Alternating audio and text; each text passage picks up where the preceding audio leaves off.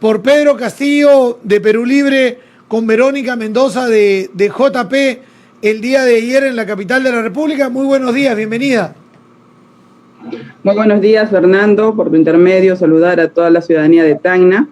El día de hoy, como he venido indicando en diferentes medios de comunicación, hablo en calidad de vocera titular aquí de la región de Tacna, pero no como vocera nacional, porque a través de la única directiva nacional que tenemos este año, esa prerrogativa solamente se le ha dado al profesor Pedro Castillo. Sobre la pregunta que indicas, nosotros estábamos esperando justamente que se dé este compromiso. Cuando terminó la primera vuelta, y no me vas a dejar mentir, nosotros vinimos de una campaña siempre de menos a más. Pasamos por un proceso de invisibilización y cuando fue el 11 de abril, el primer mensaje era realizar justamente alianzas con la ciudadanía. Nosotros ya habíamos tenido en el año 2019 un intento de unión de las izquierdas, sin embargo no se pudo realizar. Ahora ya tenemos la oportunidad que la izquierda progresista que representa a doña Verónica Mendoza esté en este acuerdo de compromiso con nosotros, y por supuesto que nos causa satisfacción, porque creo que desde muchísimos años no veíamos esta unión de las izquierdas, ¿no? Desde la época de Barrantes. Sí, bueno, han tenido otros acuerdos, incluso terminaron apoyando a Ollantumala, pero al poco tiempo Javier Descanseco terminó abandonando la bancada, ¿no es cierto? Fue el primero a abandonar en su momento la bancada de Ollantumala por la falta de acuerdos y de políticas en común que tenía con digamos, en ese momento Descanseco representaba la verdadera izquierda y Humala estaba yéndose ya hacia la centro derecha, básicamente, ¿no? Y provocó una ruptura. ¿Sientes como que esta es una verdadera alianza de las izquierdas en el país? Considero que sí. Nosotros hemos estado buscando el diálogo de manera permanente con las izquierdas. Creo que este es un aspecto que aún nos faltaba, ¿no? Básicamente con la agenda de la izquierda progresista. Creo que en esta segunda vuelta solamente el peruano, el ciudadano, tiene dos opciones. O elegimos el continuismo de la defensa del status quo y o establishment al que nos ha tenido acostumbrado la corrupción implantada desde la década de los 90, o decidimos reformas y cambios democráticos. Lo que está pasando ahora en Colombia, Fernando, y ustedes por su equipo periodístico lo saben, obedece que el gobierno, en vez de lograr una renegociación tributaria, en vez de sentarse con las empresas para poder recaudar más, lo que ha hecho es aumentar impuestos al ciudadano de a pie. Entonces, nosotros planteamos que no se trata de aumentar impuestos al ciudadano de pie a rajatabla. Claro, hay que aumentar la presión tributaria y me refiero a que reduzcamos justamente la tasa de informalidad, pero no aumentando los impuestos a los ciudadanos, sino por el contrario, hacer un consenso de renegociación tributaria con las grandes empresas, porque el Perú es un país eminentemente minero y recordemos que donde va a haber rentabilidad, va a haber inversión. Entonces, lo que Perú Libre plantea en su plan económico, que es básicamente la economía popular con mercados, tomando como dos ejemplos, por un lado, el papel económico, social, comunitario, productivo de Bolivia, y por otro lado la revolución ciudadana en Ecuador, son aspectos que nos parecen importantes. Entonces, lo que le pedimos a la ciudadanía es que puedan confiar en este proyecto político, porque no estamos hablando de improvisados. Somos un partido político, Fernando, que ha ido siempre de lo más pequeño hacia lo más grande. Yo estoy en política bastante tiempo, bueno, de la edad que tengo, que son 31 años, y recuerdo que cuando yo tenía 23, 24 años, estaba en tu programa y conversábamos justamente de política, e incluso me mencionabas la importancia de que en algún momento se dé esta unión de izquierdas, y por fin lo estamos viendo. Ahora, en esta situación que se está viendo, yo te he apreciado en algunas entrevistas nacionales. En ese tiempo tú, además de abogada, has llevado maestría, por lo que tengo entendido, y estás en el plano constitucional. Te escuché en una entrevista que tuviste con un medio en la capital de la República. Me pareció muy interesante el tema porque tenemos serios cuestionamientos a la constitución del fujimorismo, pero desde tu punto de vista, para llegar a hacer las reformas, incluso llamar a una nueva constitución, hay que respetar esta constitución y este modelo constitucional. Pero eso no es lo que llega de otros congresistas que de otras regiones en el país. ¿Existe algún consenso de eso entre ustedes, los parlamentarios, que son los que tienen una parte decisiva de Perú Libre para ver cuál es la ruta, el camino en busca de una nueva constitución. Hasta Cerrón tuitea la de cerrar Congreso y de caer con todo para instaurar un nuevo modelo constitucional, principalmente hacia el campo del modelo económico. Pero ¿existe consenso de ustedes cuál sería esa ruta para una nueva constituyente? Tú que manejas más este tema, porque se escuchan varias versiones. La tuya me parece la más centrada, aterrizada, pero no sé si es la mayoritaria dentro del grupo de parlamentarios.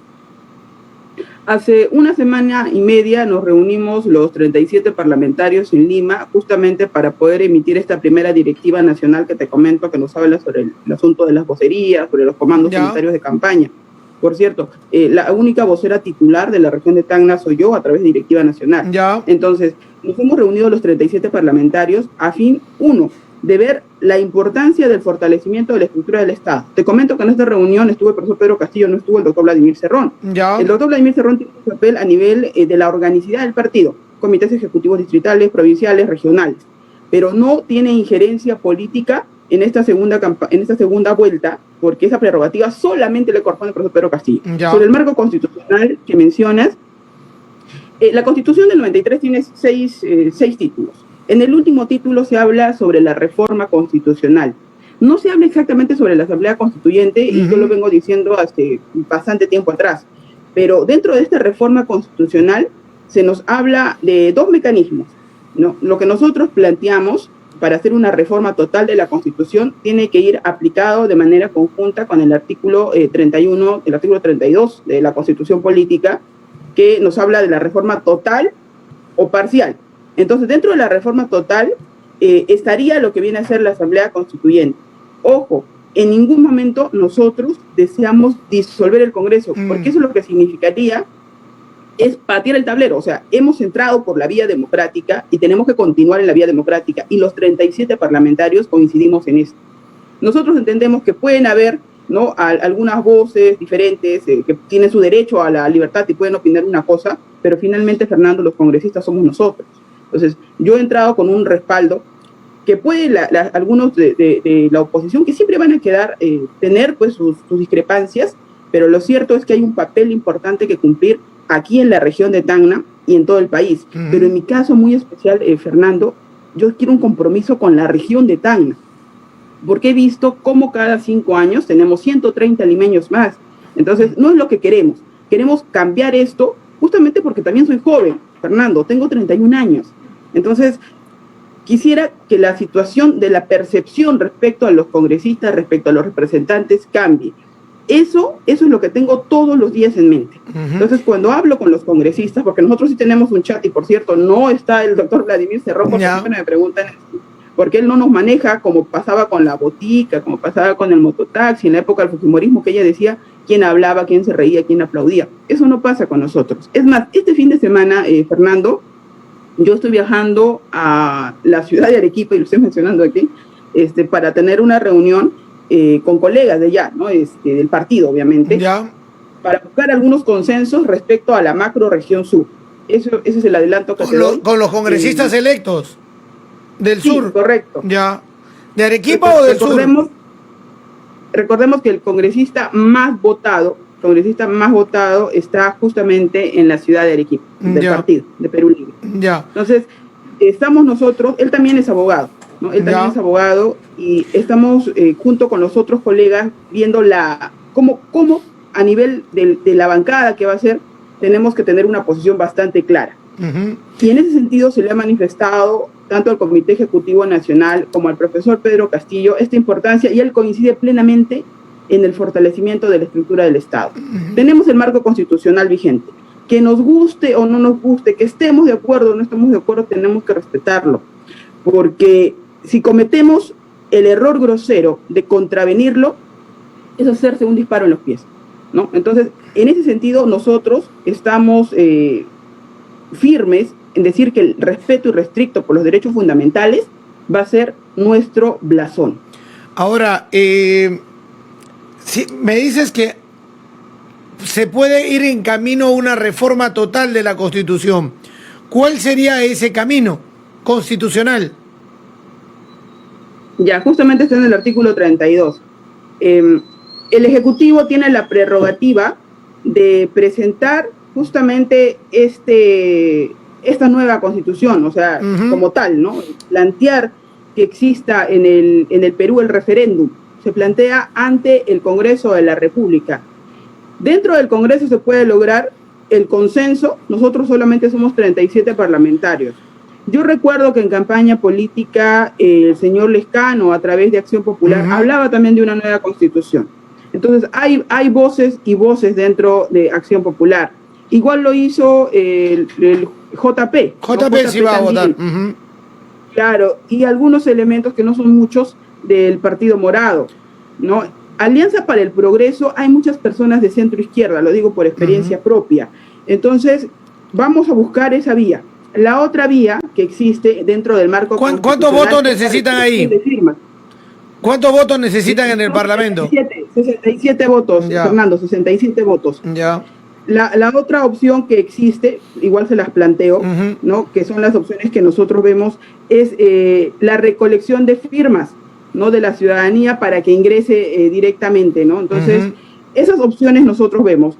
Yo entiendo que el doctor Vladimir Cerrón dio una tercera vía, que si bien es cierto, la Constitución, esta Constitución del año 93 la permite, pero de ninguna forma la recomendamos. ¿Pero ¿por qué no la recomendamos? ¿La de cerrar el Congreso ante 2 negativas de confianza?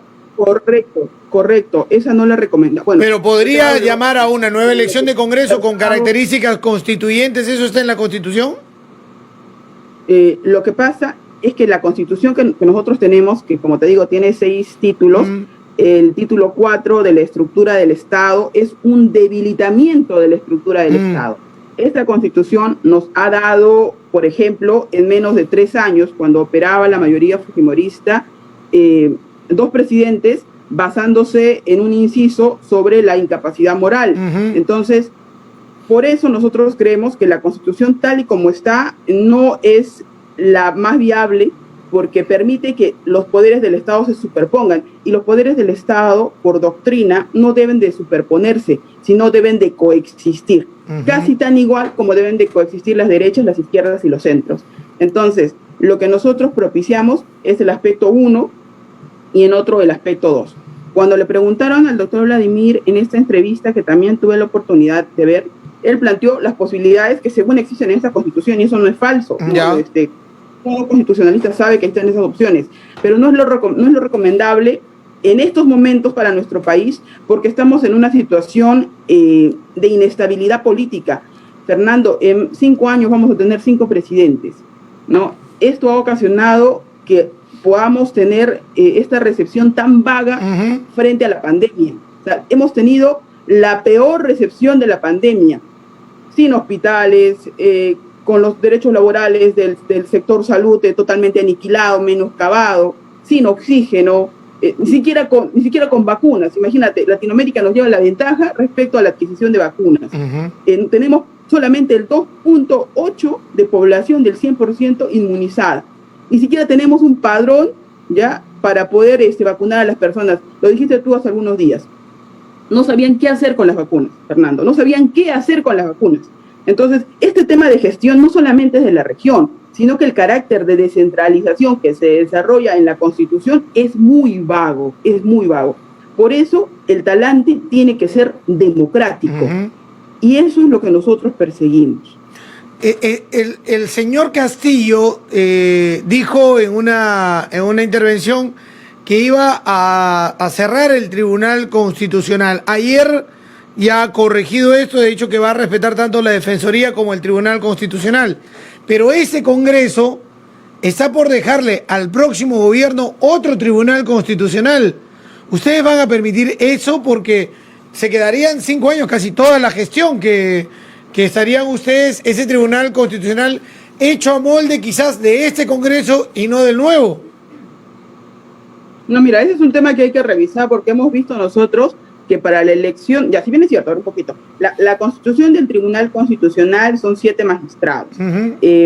Se ha logrado, yo recuerdo la vez pasada, será unos 2 años, ¿no? 2 años o 3 años, que se logró elegir solamente a un miembro del Tribunal Constitucional, que sería el único que está dentro del plazo y todos los demás son extemporáneos. Eso es una realidad. Pero para hacer el proceso, para elegir a los magistrados, no es una tarea sencilla. Entonces, si lo hacen, obviamente esto entra inmediatamente a observarse y ponerle la lupa en el nuevo Congreso de la República, porque no se puede utilizar el poder político para acostumbrarnos, y reitero esto, politizar un tema estrictamente jurídico. Entonces, yo creo que en este caso, de darse esa figura, sí es necesario, sí es vital poner la lupa. Sí, porque no te comento, disculpa que te interrumpa, te comento que ayer votaron tachas y ayer han desestimado tachas la comisión ya para subir los candidatos, ¿ah?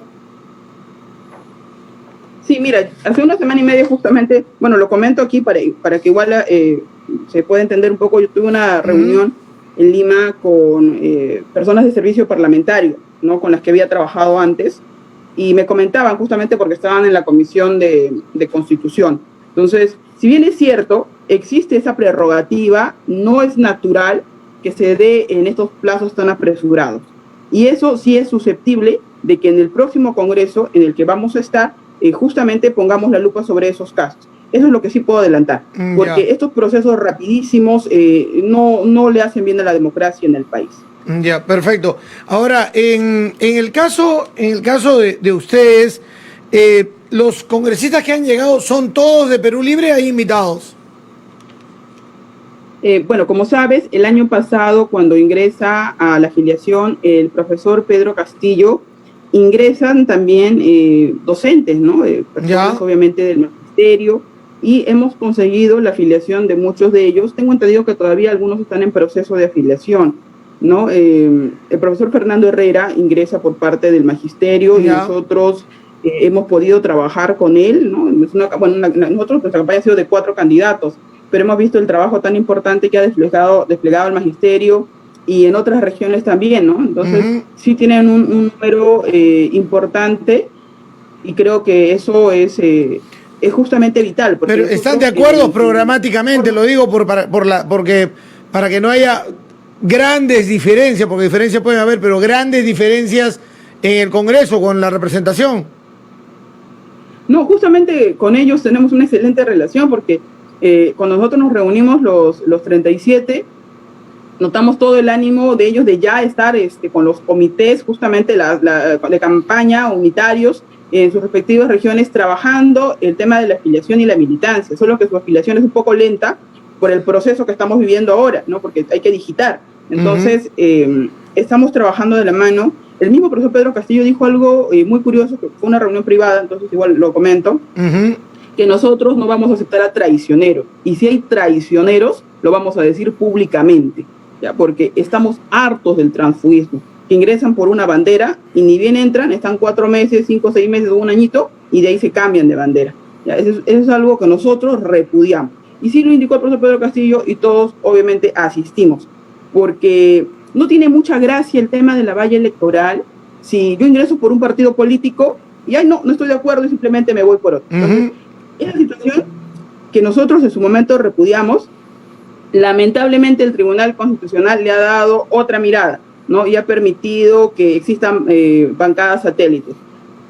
Ojalá exista ahora ese consenso para eliminar esta figura, porque consideramos que necesitamos fortalecer la clase política. Es más, ahora que han habido varios partidos que han perdido la inscripción, ¿no? Entonces tenemos que ser coherentes. Si se pierde la inscripción por no pasar la valla, entonces ¿por qué vamos a permitir que hayan disidentes dentro del Congreso de la República? No guardaría coherencia. No, y sobre todo que sean partidos políticos. Algo que yo mencionaba al principio era este acuerdo entre Verónica y que es JP, y hay que decirlo así porque es Juntos por el Perú, más que Verónica, es una organización política, y el otro es Perú Libre, y es Castillo su candidato a la presidencia.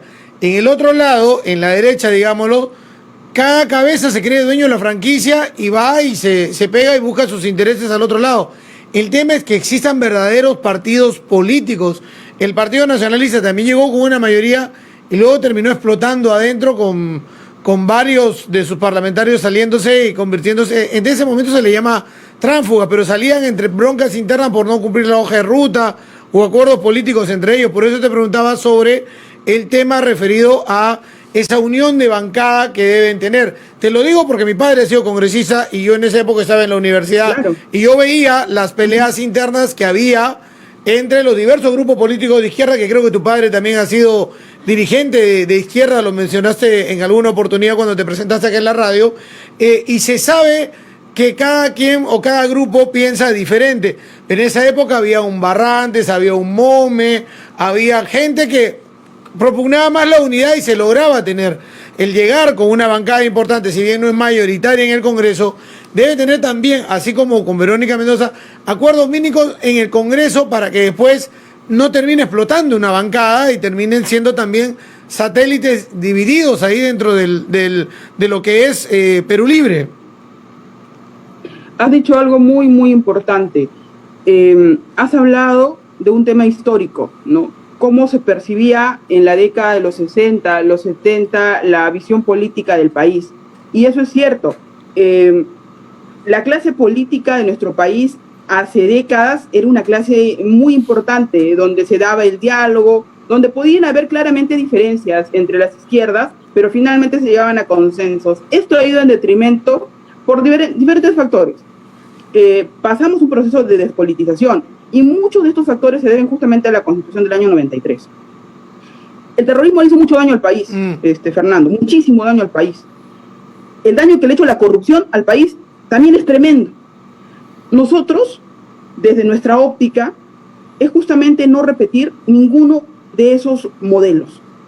Y ahora mismo, Fernando, estar nuevamente en contienda electoral con la señora Fujimori, que representa lo más recalcitrante de la década de los 90, que representa la corrupción, porque no representa cambios, ¿no? La señora Keiko Fujimori, lamentablemente, ha hecho alianzas con grupos de poder, pues, que en el país han logrado hacer una brecha, ¿no? Una brecha.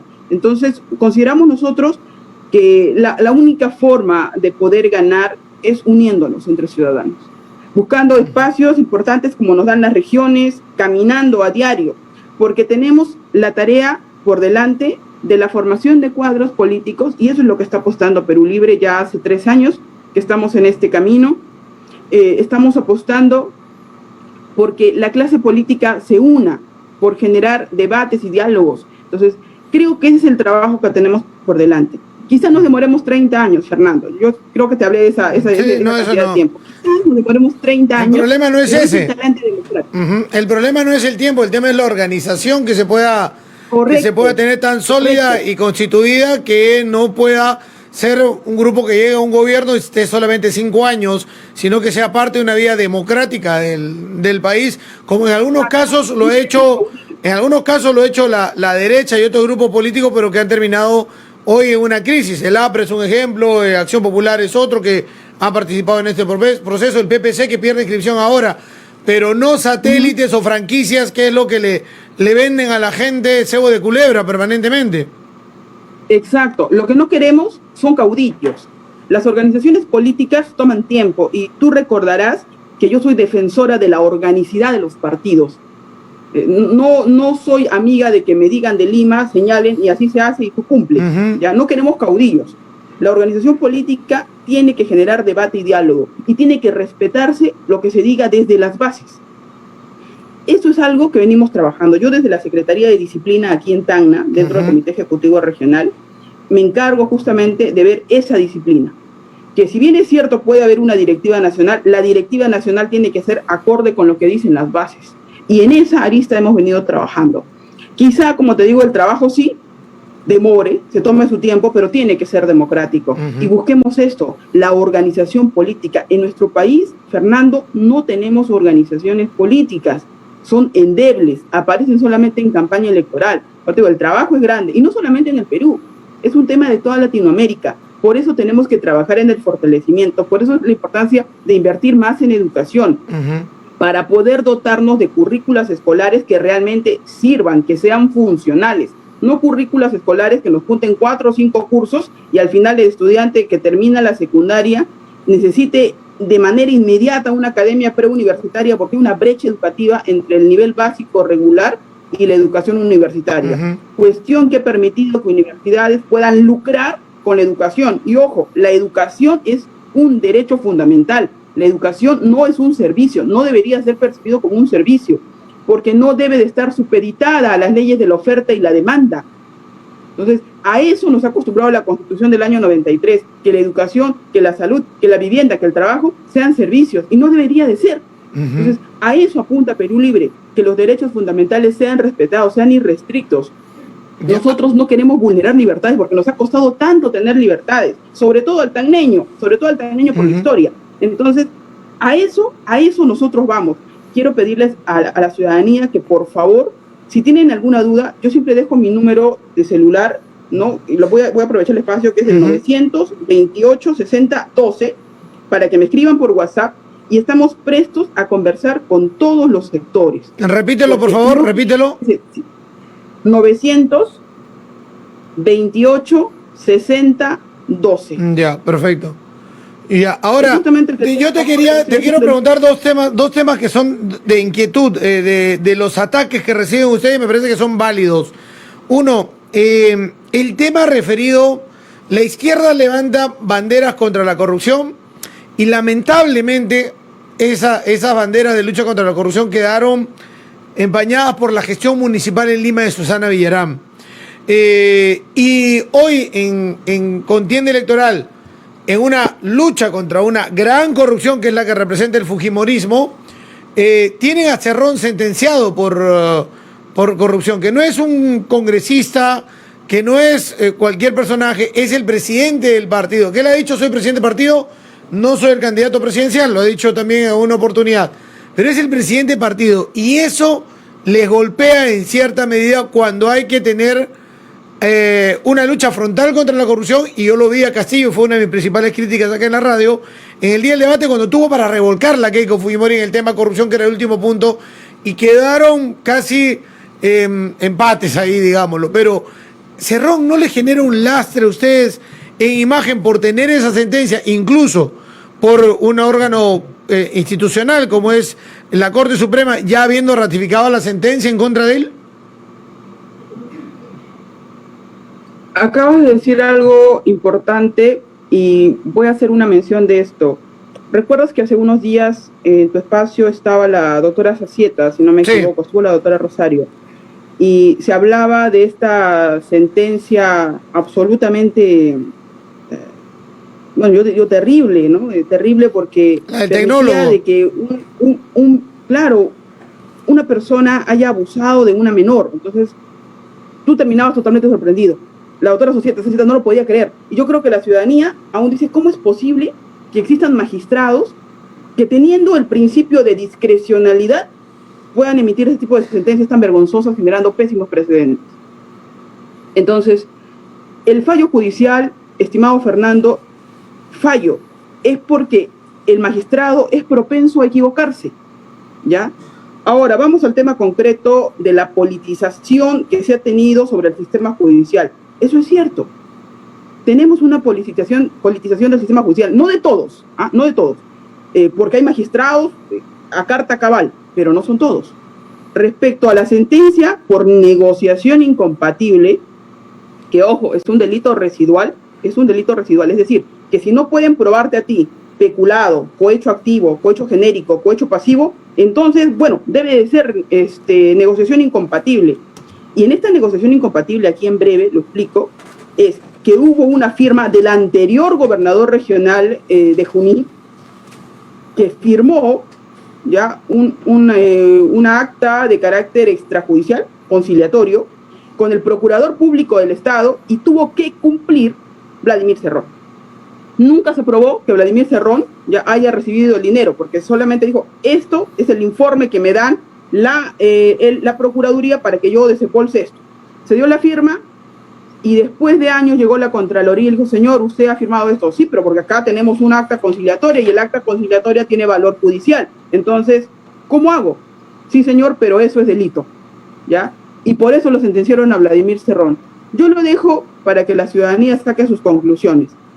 Entonces, no es lo mismo hablar de corrupción probada de la señora Keiko Fujimori, la de su padre y de los lobbies perpetuados en el año 2016 con estos chats, defendiendo a Inostrosas, por ejemplo, y comparar lo de Cerrón. No es lo mismo. Entiendo que el profesor Pedro Castillo pues no es abogado, no es penalista, y no tiene cómo sustentar esto quizá de esta manera, ¿no? Porque no es su especialidad, ¿ya? Porque no es su especialidad. Pero hay casos y casos. Este es un caso aislado. Respecto a la señora Susana Villarán, bueno, en el tema de Lima, yo no conozco todo el caso de la señora Susana Villarán. Conozco quizá lo que muchos por medios de comunicación. Entiendo que la vía judicial tendrá que llegar hasta su final y la señora aplicar todos los recursos. Mal haría yo en abordar... No te he preguntado por Susana, la verdad. Te he preguntado, lo he puesto como un referente político de la imagen de la izquierda que siempre ha luchado contra la corrupción y que cuando eligen a un alcalde termina metido en lo mismo y la derecha y esos sectores aprovechan para decir, ve, ustedes decían que no, vengan para acá también, ¿no? Y los abrazan y aprovechan la sentencia de Cerrón para abrazarlos. O sea, tú me dices corrupto, oye, tú también tienes a Cerrón en tu closet, tráelo para acá que todos somos corruptos. O sea, esa situación de esa sentencia hace daño porque hay una sentencia que está vigente, que es firme y que la tiene Cerrón. Y cuando tú acusas a alguien y dices, oye, esa es la mega corrupción, espérate, tú tienes a Cerrón también ahí y está sentenciado. O sea, es firme. Hay opiniones que valederas como la tuya, análisis como el que has hecho, valederos que se pueden explicar, pero lo real es que hay una sentencia firme. No, y yo no digo que no. Y entre todos nosotros siempre somos respetuosos de las decisiones judiciales. Y Cerrón ha sido respetuoso también de la decisión judicial, razón por la cual no está dentro de la vicepresidencia, está excluido. Está solamente el profesor Pedro Castillo y la doctora Dina Boluarte, ¿no? Entonces, aquí hay que ser respetuosos. Hay una sentencia, sea por negociación incompatible, yo sé que es un delito residual, pero hay opiniones y opiniones, y estas se deben de respetar dentro del marco constitucional, del marco jurídico penal. Sin embargo, digamos, les arrastra algo. No, definitivamente yo creo que hay factores que va a aprovechar los grupos de poder, va a aprovechar la señora Fujimori, o sea, pero son casos aislados que lamentablemente hay que saber llevarlos. O sea, considero que en esta etapa mal haríamos nosotros decir, no, si es un pasivo. No, yo creo que tenemos una politización de la justicia. Creo que se ha perseguido a los dirigentes de izquierda. Yo lo creo. Muchas personas pueden no creerlo. Creo que el Poder Judicial en muchos casos se ha equivocado. Muestra de ellos que hace unos días tenemos una sentencia penosa que termina absolviendo a una persona que a todas luces sí ha vulnerado la integridad física y psicológica de una menor de edad. Entonces, vemos que no es que porque sea magistrado... Bueno, tienes a un juez que dejó a un policía libre que era un doble asesino en la Llanada, ¿no?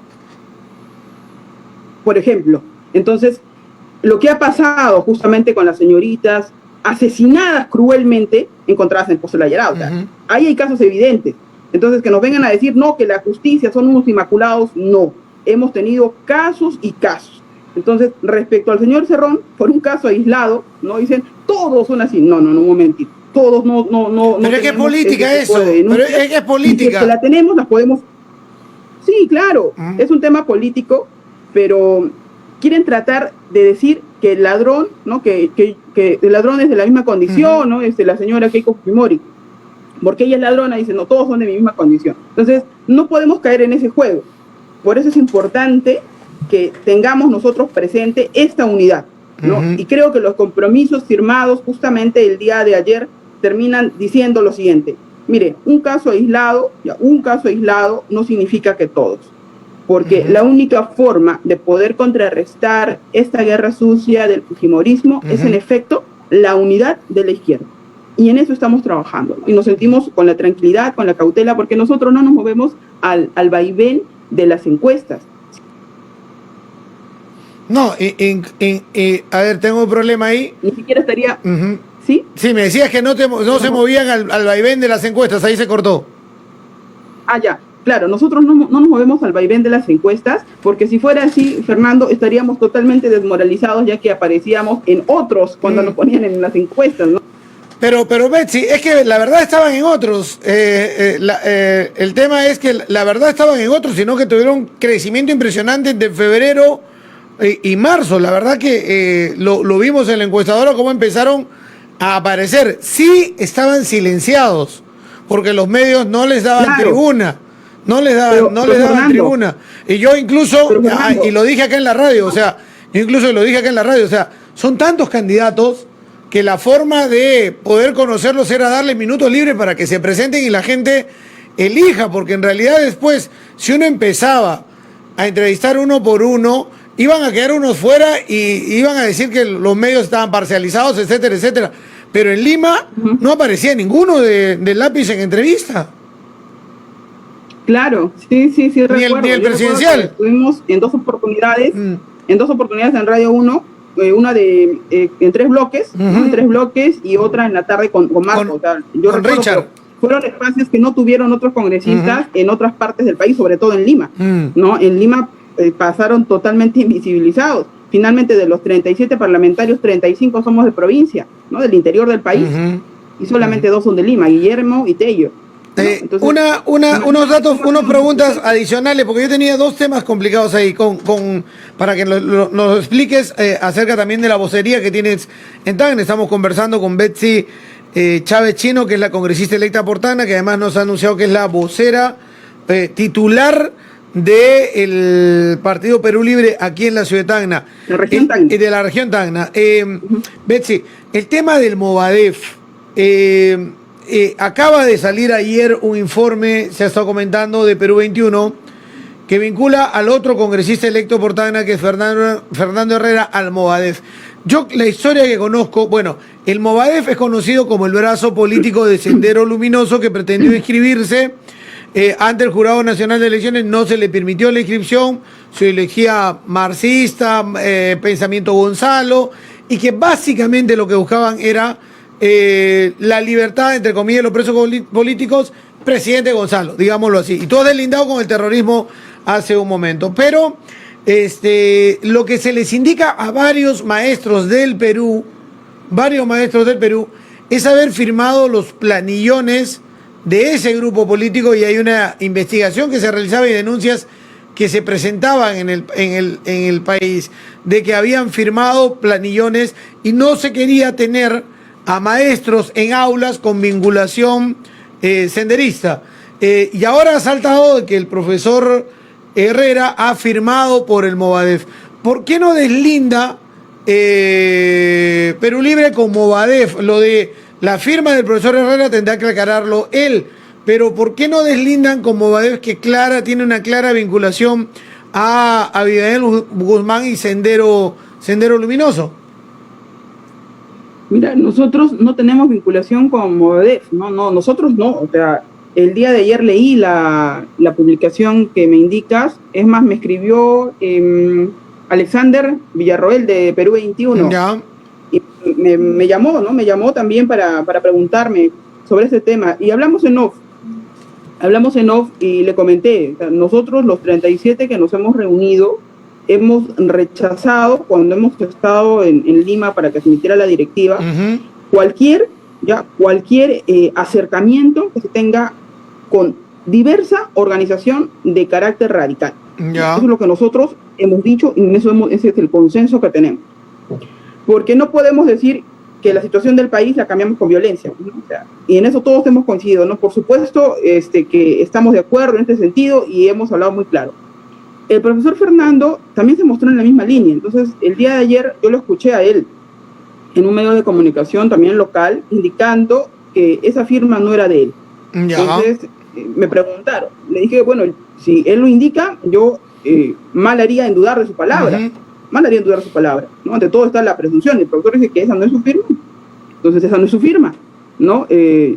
Yo creo que en este sentido la prensa va a buscar absolutamente. Sí, seguramente harán la prueba grafotécnica, y además yo recuerdo había un procurador antiterrorismo que venía acá a Tacna, Moquegua, a presentar la denuncia y recoger la información de aquellos maestros que habían firmado por el Movadef en ese momento. O sea, claramente Movadef es un tema un grupo que se formó como el brazo político de Sendero Luminoso, ¿no? Entonces, así como en su momento, en la época del terrorismo, tenían grupos en el extranjero para defenderlos, o abogados que los defendían en los procesos, etcétera, tienen sus órganos y optaron por ampliar uno que buscaba insertarse dentro del sistema democrático, pero con ideas básicamente de senderismo, y la idea principal era buscar la amnistía para Abimael Guzmán, ¿no? Ya, a mí me preguntaron sobre ese tema en otros medios y con toda la disposición. Nosotros no vamos a promover ninguna amnistía y ningún derecho de gracia para Abimael. Eso sería que yo no puedo concebir, Fernando, que se pueda pedir algo para una persona que le ha causado tanto daño al país. Es como pedir el indulto para Fujimori, ¿no? No tengo ningún tipo de coincidencia, entonces yo les pido a las personas la tranquilidad del caso, porque Perú Libre está trabajando por libertades de los ciudadanos de bien, ¿no? Y claramente en el caso de estas personas que acabo de mencionar no lo han sido para el país, ¿ya?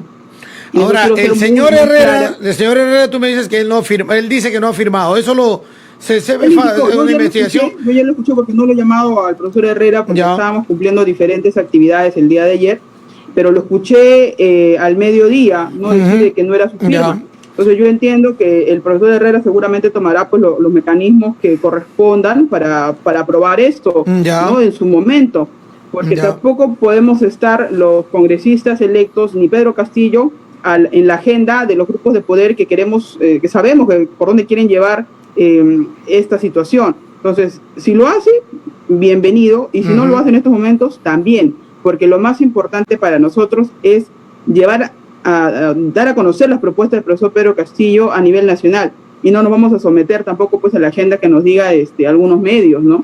Porque entendemos que hay parcialidad y tú sabes perfectamente los medios capitalinos muchas veces cómo mueven estos intereses. No, sí lo hemos visto, o sea, lo que comentaba hace un rato, o sea, sale Pedro Castillo con Verónica Mendoza, pasan un minuto cuando era una noticia para 20 minutos de estar conectados y se la bajan, y una pena porque es básicamente Canal N, ¿no? Que es un medio que en su momento jugó un rol tan importante para la democracia, en la lucha por la democracia, y que en la época de Fujimori y de Montesinos incluso fue el medio que le facilitó a Olivera y Eberico sacar el video de Curi y Montesinos, y que se trajo abajo la dictadura de ese gobierno, ¿no? Pero ayer fue muy decepcionante y está jugando un rol muy decepcionante varios medios de comunicación capitalinos, tanto incluso que muchos periodistas, hay que decirlo así, han pasado al internet, desde Renato Cisneros,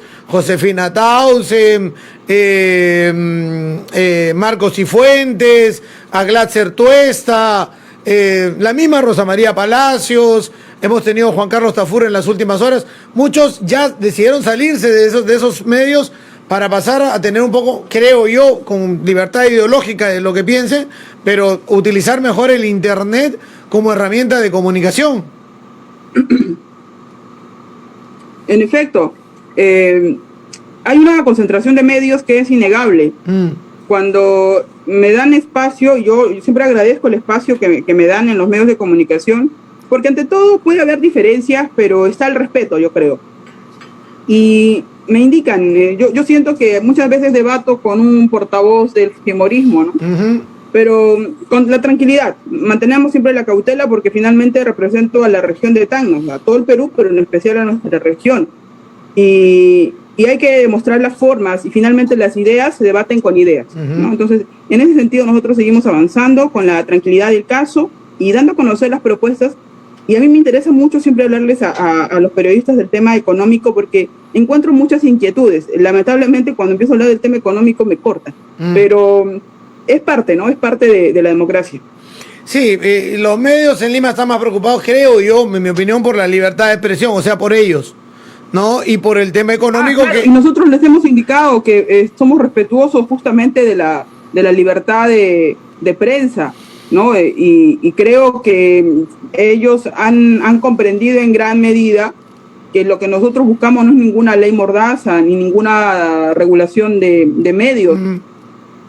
No, es que la verdad que no se necesita eso. Lo que deben hacer básicamente es potenciar los medios y canales que tiene el Estado. O sea, el Estado tiene Lógico, medio votado. correcto. ¿Quién escucha Radio Nacional en Tacna? Nadie. ¿Quién ve Canal 7? Algunos. Pero llega a todos los pueblos del país y debería llegar con mejor producción, con mejor cercanía a la población y a la gente. O sea, es hacer competencia, volverse entre estatales, pero con un tema comercial que llegue a la gente, lo que no ha querido nunca los medios de comunicación. El peruano lo compran los abogados por lo que trae adentro, no lo compra nadie más. Pero deberían tener, de verdad, y digitalmente igual. O sea, las redes son algo importante ahora, no necesitas intervenir los medios. Ahora, sí puedes aplicar normas que están en la ley de radio y televisión. 30% tiene que estar dedicado a la cultura, a la producción nacional, etcétera, etcétera. ¿No? Hay cosas que se pueden hacer. Hay ley de radio y televisión, hay reglamento de radio y televisión también para sancionar a quienes no cumplan los mismos, sino que no se aplican porque los medios grandes no quieren que se aplique. Solamente es aplicar la ley, o sea, ya está regulado, creo yo, y si hay algo que ponerle, se le pone, hay que ponerle. O sea, la radio y la televisión están usando el espectro que es de todos. Y eso tiene que tener un fin para llegar a la población y la comunidad, y hay que poner las reglas claras. No hay que tenerle miedo a hacer las cosas bien. En efecto, queremos, como te decía, uno, el fortalecimiento de la estructura del Estado, y por otro lado, el respeto irrestricto por todas las libertades. Creo que ese es el mensaje más importante que dejamos nosotros, y también lo terminamos suscribiendo. En el plano regional. Fernando, sí. Fernando, ¿me escucha? Sí, te escucho. Fernando, te pido por favor que podamos tener un espacio más en tu medio, en el medio, porque yo había pactado ya desde el día de ayer una entrevista justamente por el tema de este documento, con un medio capitalino. Y ya voy como 10 minutos. Ya, perfecto. Sí, lo que yo quería preguntarte era si hay alianzas con grupos regionales nada más. Hemos tenido organizaciones que se han acercado, pero no son de carácter regional, son de carácter nacional, que tenían sus bases aquí en Tacna. Y el partido no es sectario, el partido está con las puertas abiertas. Perfecto. No hemos tenido organizaciones regionales que se hayan acercado. Ya, muy bien, perfecto. Gracias por acompañarnos.